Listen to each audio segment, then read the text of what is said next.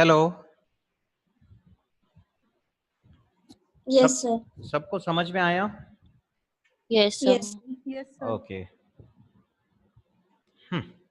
तो देखिए, यहाँ पर मैंने एक बेसिक पेज बनाया था। अब मैं यहाँ पर मान लो कोई भी एक पैराग्राफ टाइप कर रहा हूँ।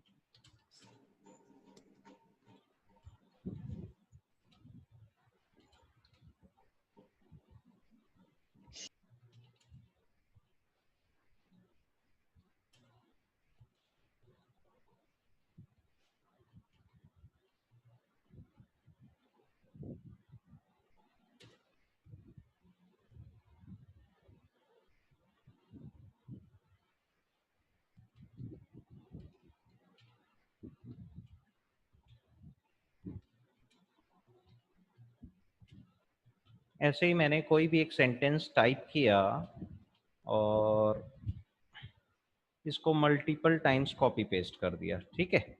और फिर मैंने यहाँ पर ब्रेक करके फिर से उसी को और कॉपी पेस्ट किया। तो देखिए, जब फाइनली अपन पेज का आउटपुट देखेंगे तो आपको ये दो पैराग्राफ दिख रहा है क्या?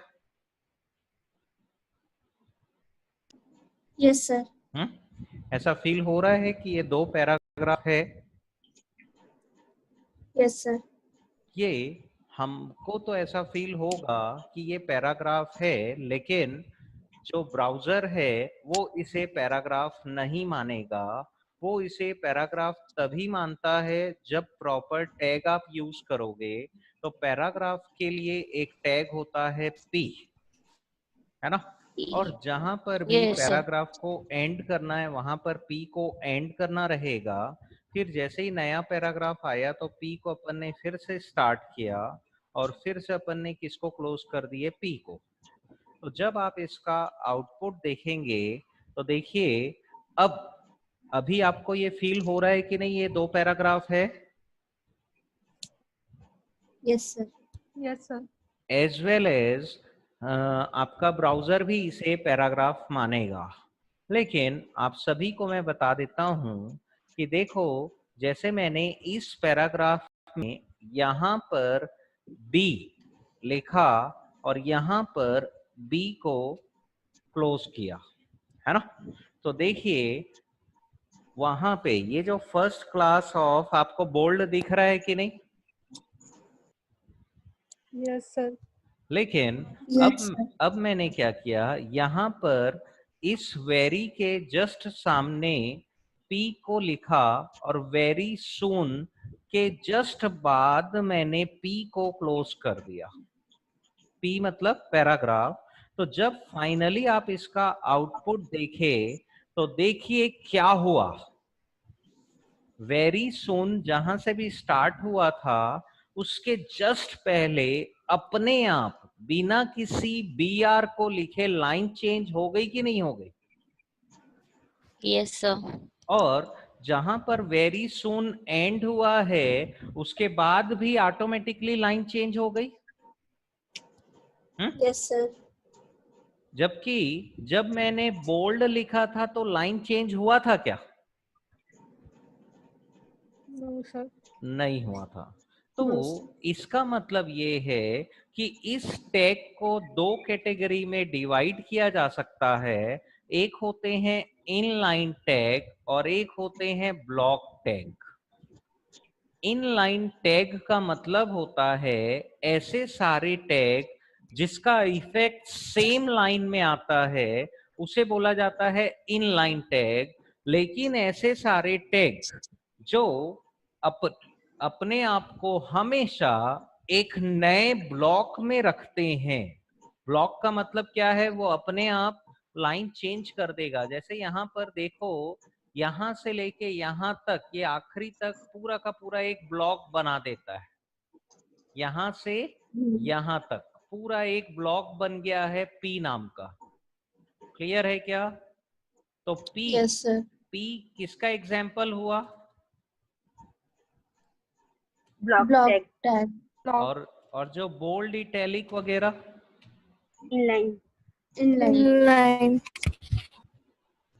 ये सब bold, italic, underline, strike through, ये सब इनलाइन टैग थे। और ब्लॉक टैग का एग्जांपल कौन हो गया? पी। क्लियर है क्या? ब्लॉक टैग और इनलाइन टैग का मतलब समझ में आया आप लोगों को? Yes, sir. इनलाइन टैग का मतलब होता है ऐसे सारे टैग जिसको यूज करने से लाइन चेंज ना हो, उसका इफेक्ट सेम लाइन में आए, तो उसको बोलते हैं इनलाइन।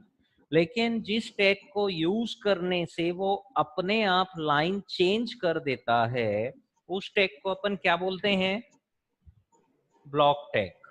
Block tag. तो P ब्लॉक टैग का एग्जाम्पल है। मैं ये वापस से हटा लेता हूं। और अब देखो, आपको यहाँ पर दोनों पैराग्राफ दिख रहे हैं क्या? Yes sir. अच्छा, मैंने सोचा कि यहाँ पर जो पहला पैराग्राफ है वो वेब डेवलपमेंट एक हेडिंग दे दिया, और यहाँ पर मैंने दे दिया सॉफ्टवेयर ट्रेनिंग, कोई भी हेडिंग। तो जब आप इसका आउटपुट देखोगे तो देखिए ये ऐसा दिख रहा है। वेब Yes, डेवलपमेंट और सॉफ्टवेयर ट्रेनिंग, लिटिल बिट ऐसा लग रहा है क्या ये पैराग्राफ की हेडिंग है? Yes sir. लिखिए, सर। ऐसा फील हो रहा है कि इसके ऊपर ये लिखा है तो शायद हेडिंग हो। लेकिन सिस्टम उसको हेडिंग तब मानेगा जब आप वहां पर प्रॉपर टैग लिखोगे। जैसे वेब डेवलपमेंट के पहले H1 लिख दिए और इसके बाद अपन ने H1 को क्लोज कर दिया। वेब डेवलपमेंट के पहले क्या स्टार्ट किए? हेडिंग H1, और फिर यहाँ पर अपन ने H1 को क्लोज कर दिया। तो जैसे ही आप सेव करके इसका आउटपुट देखोगे तो देखिए आपको वेब डेवलपमेंट ऐसे बड़ा दिख रहा है कि नहीं? Yes sir. तो ये H1 क्या हो गया? हेडिंग हो गया। ये भी जैसे मैंने this is web development class ऐसे लिखा होता, तो देखो ध्यान से कि यहाँ पर ये सब कुछ एक ही लाइन में टाइप है, हुआ है कि नहीं? Yes sir. लेकिन जब आप इसका आउटपुट देखें तो दिस इज और वेब डेवलपमेंट न्यू लाइन में चला गया अपने आप, और क्लास भी न्यू लाइन में चला गया। तो वेब डेवलपमेंट जो लिखा गया है H1, वो कैसा टैग हो गया? ब्लॉक टैग हो गया कि नहीं? Yes sir. जो अपने आप को न्यू लाइन में रखता है उसे क्या बोलते हैं? ब्लॉक टैग बोलते हैं। और ये जो हेडिंग है इसकी साइज थोड़ी बड़ी होती है। ये जो आपने H1 हेडिंग बनाए हो इसके जैसी 6 हेडिंग होती है H1 से लेके H6 तक। मतलब जैसे H1, H2, H3, H4, H5, H6 लिखा, तो यहाँ पे मैं 6 को ही 5, 4, 3, 2 को ही क्लोज करूंगा। तो जब आप इसका आउटपुट देखेंगे तो देखिए फर्क क्या है। हेडिंग चाहे कोई भी हो, अपने आप वो बोल्ड होती है और न्यू लाइन में होती है। लेकिन H1 की जो साइज होती है वो सबसे बड़ी होती है, H2 उससे छोटा होता है, H3 उससे छोटा होता है। लाइकवाइज सबसे छोटी हेडिंग कौन सी है? H6। क्लियर है क्या? Yes sir. ये समझ में आया आप लोगों को? हेडिंग के कितने टाइप हो गए? Yes sir. 6 टाइप, H1 से लेके H6 तक। 6। ऐसा जरूरी नहीं है कि H1 के बाद आपको H2 लिखना है या उसके बाद ही H3 लिखना है। आपकी जहां पर भी जितने साइज की नीड है, जैसे मुझे मीडियम साइज की हेडिंग देना है तो मैं H3 लिखना प्रीफर करूंगा। तो देखो सॉफ्टवेयर ट्रेनिंग मीडियम साइज का आया है ना। यदि मैं यहाँ पर वेब डेवलपमेंट के पहले एक और हेडिंग H1 साइज का लिखना चाहता हूं, मान लो सेंसिबल कंप्यूटर्स, तो ये मेरी इच्छा है, मैं लिख सकता हूं उसको। Yes sir. तो सिर्फ ये डिपेंड करता है कि आपको कौन सी हेडिंग कितनी बड़ी बनाना है। यदि कोई हेडिंग बहुत बड़ी बनाना है तो H1 से लिखिए, और बहुत ही छोटा बनाना है तो S6 से लिखिए। क्लियर है क्या? Yes, sir. अच्छा, अभी तक हम लोगों ने बहुत सारे टैग को देखा। अब अपने को एक कंसेप्ट को पढ़ना है जिस कंसेप्ट का नाम होता है एट्रीब्यूट। एक कंसेप्ट का नाम क्या है भाई? एट्रीब्यूट। Attribute. एट्रीब्यूट का मतलब ये होता है कि जिसको यूज करने से किसी टैग के इफेक्ट में चेंजेस आ जाए।